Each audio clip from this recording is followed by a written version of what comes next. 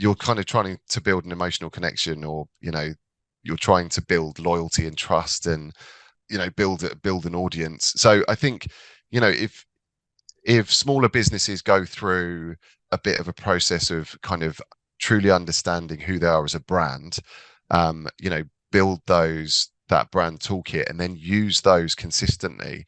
So I guess it's then how you use those sort of branding tools across social media. I think social media is so important these days. It needs to be digital first. The role of online presence is critical, and providing that platform to connect with your audience and sharing your voice and your story. But I think we come back to that idea of consistency, where if you keep on changing what you stand for and what you look like and how you present yourself, then people are just going to see a different brand, a different personality, a different identity every single time.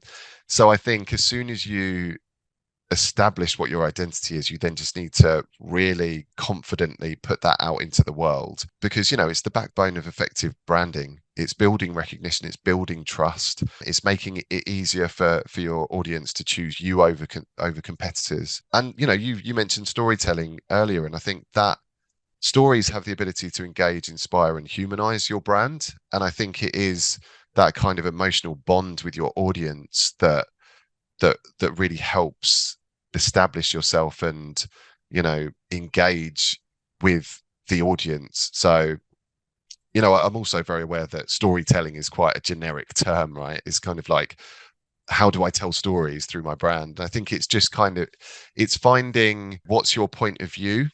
Are you a geek about a certain thing, and are you just willing to kind of talk very openly about your passions and what you can offer? And I think in this day and age, transparency and honesty goes a long way. It's kind of, if you just come across as a generic brand, people are not going to have that emotional bond with you. They're not going to want to return and consume your content as much.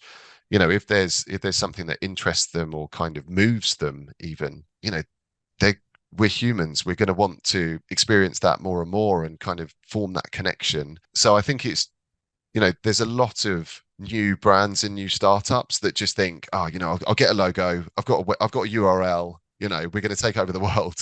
And that's not the way it is. You kind of really need to care and foster that brand. And, you also need to evolve as your business grows, and adapt to the change in the markets.